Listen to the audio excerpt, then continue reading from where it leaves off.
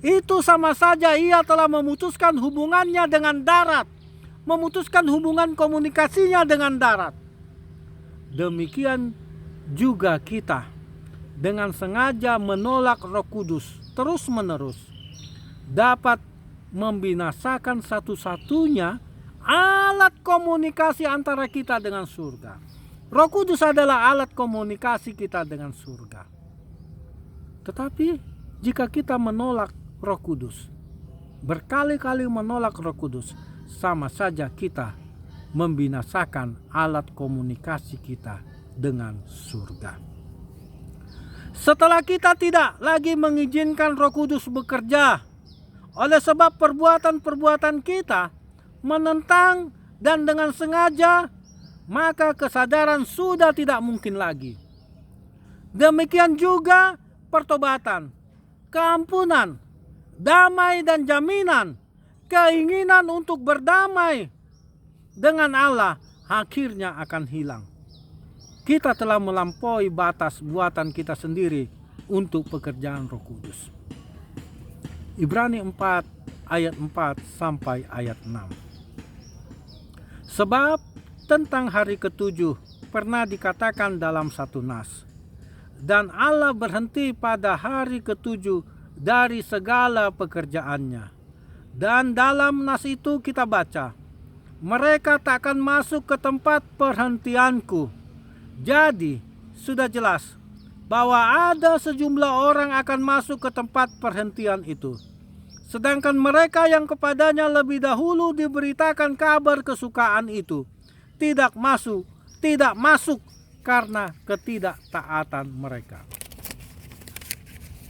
Yang terdahulu mendengarkan kabar kasih karunia Tuhan karena melakukan berkali-kali penolakan terhadap Roh Kudus, dia menjadi yang terbelakang. Ibrani 10 ayat 26 sampai ayat 31. Sebab jika kita sengaja berbuat dosa, sesudah memperoleh pengetahuan tentang kebenaran, maka tidak ada lagi korban untuk menghapus dosa itu. Tetapi yang ada ialah kematian yang mengerikan akan penghakiman, dan api yang dahsyat yang akan menghanguskan semua orang durhaka. Jika ada yang menolak hukum Musa, ia dihukum mati tanpa belas kasihan atas keterangan 2 atau 3 orang saksi. Betapa lebih beratnya hukuman yang harus dijatuhkan atas dia yang menginjak-injak anak Allah, yang menganggap najis darah perjanjian, yang menguduskannya, dan yang menghina roh kasih karunia-Nya. Sebab kita mengenal Dia yang berkata, pembalasan adalah hakku. Akulah yang akan menuntut pembalasan. Dan lagi, Tuhan akan menghakimi umat-Nya. Ngeri benar kalau jatuh ke dalam tangan Allah yang hidup. Saudara-saudaraku yang kekasih dalam Tuhan, Allah akan memberikan penghakiman kepada manusia. Allah akan menuntut pertanggungjawaban kepada manusia atas keberadaan Roh Kudus di dalam kehidupan dunia ini. Saudara-saudaraku, bagaimana cara kita untuk mencegah dari perbuatan dosa yang tidak dapat diampuni itu? Bagaimana kita bisa mencegah diri dari berbuat dosa yang tidak dapat diampuni itu? Yang pertama, dengan menjaga dan memelihara hati kita, supaya selalu peka terhadap bujukan halus dari Roh Allah. Peka terhadap Roh Kudus. Peka terhadap suara Roh Kudus dalam kehidupan kita. 1 Samuel 3 ayat 8 sampai ayat 9. Dan Tuhan memanggil Samuel sekali lagi. Untuk ketiga kalinya ia pun bangunlah, lalu pergi mendapatkan Eli serta katanya, "Ya Bapa, bukankah Bapa memanggil aku?" Lalu mengertilah Eli bahwa Tuhanlah yang memanggil anak itu. Sebab itu, berkatalah Eli kepada Samuel, "Pergilah tidur. Dan apabila ia memanggil engkau, katakanlah, berbicaralah Tuhan, sebab hambamu ini mendengar." Maka pergilah Samuel, dan tidurlah ia di tempat tidurnya. Saudara-saudaraku yang kekasih dalam Tuhan, ketika Samuel dipanggil oleh Tuhan, Samuel bangkit dan Samuel menuju kepada Tuhan, menuju kepada Eli. Dan Eli memberikan suatu kata-kata kepada Samuel untuk menjawab Tuhan, bila mana Tuhan memanggil Samuel kembali. Yesaya 30 ayat 21. "Dan telingamu akan mendengar perkataan ini dari belakangmu. Inilah jalan, berjalanlah mengikutinya, entah kamu menganan atau mengeri." Pekalah terhadap panggilan Tuhan. Telinga Tuhan ciptakan untuk mendengar. Dan mari kita mendengarkan perkataan-perkataan Tuhan.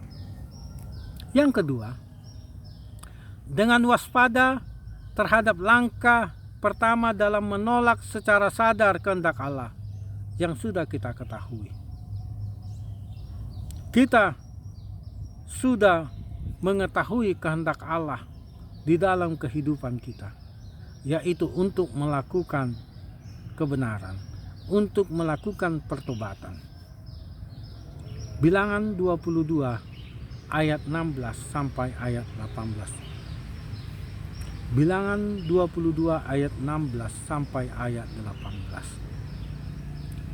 Setelah mereka sampai kepada Bileam, berkatalah mereka kepadanya, "Beginilah kata Balak bin Zipor, janganlah biarkan dirimu terhalang-halang untuk datang kepadaku, sebab aku akan memberi upahmu sangat banyak, dan apapun yang kau minta daripadaku, aku mengabulkannya. Datanglah dan serapalah bangsa itu bagiku."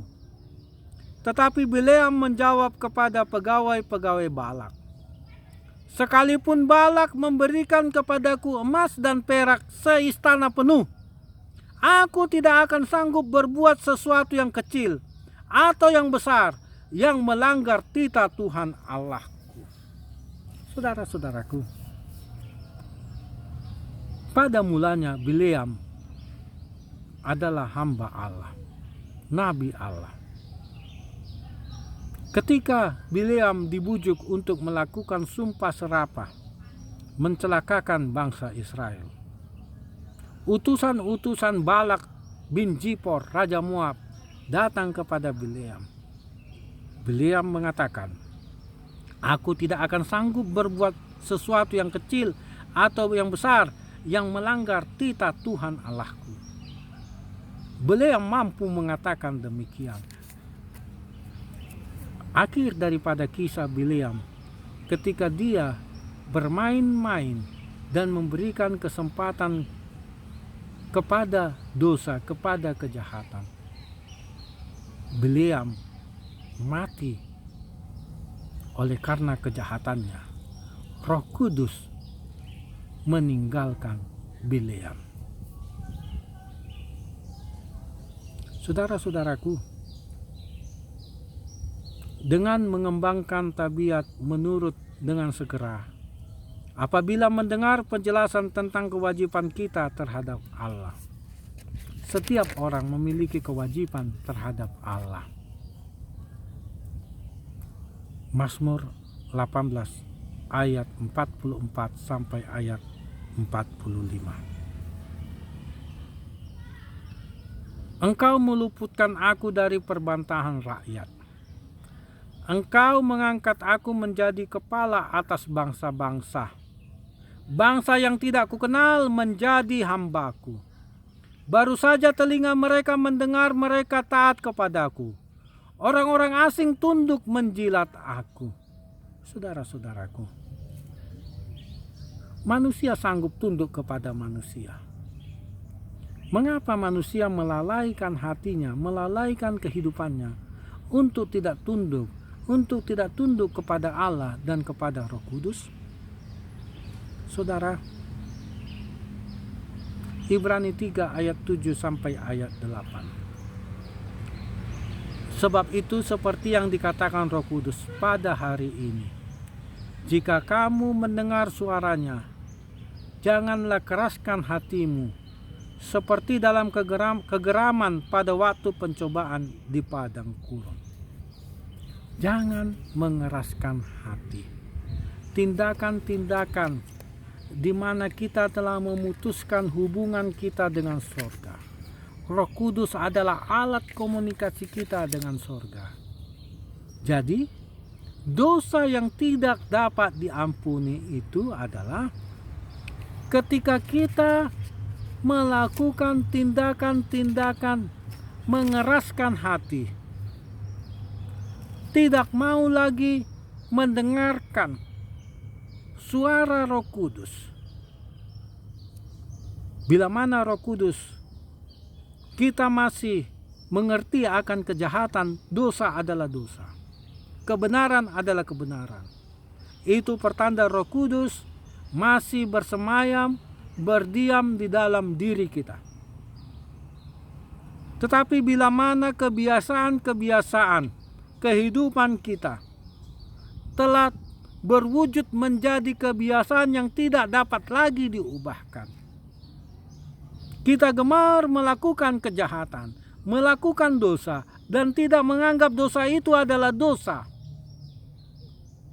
itu pertanda bahwa Roh Kudus telah meninggalkan kita. Kita melihat bagaimana Raja Saul ditinggalkan oleh Roh Kudus. Tindakan Saul yang pergi meminta petunjuk kepada arwah-arwah, kepada roh-roh peramal, itu adalah suatu tindakan kejahatan, jahat di mata Tuhan, mendukakan hati Tuhan. Dan akhirnya Saul mati dalam kekerasan hatinya tanpa memiliki pertobatan kepada Tuhan. Jadikan ini pelajaran dalam kehidupan kita. Saat ini, hari ini masih ada kesempatan di dalam pertobatan. Tuhan memberkati kita. Amin.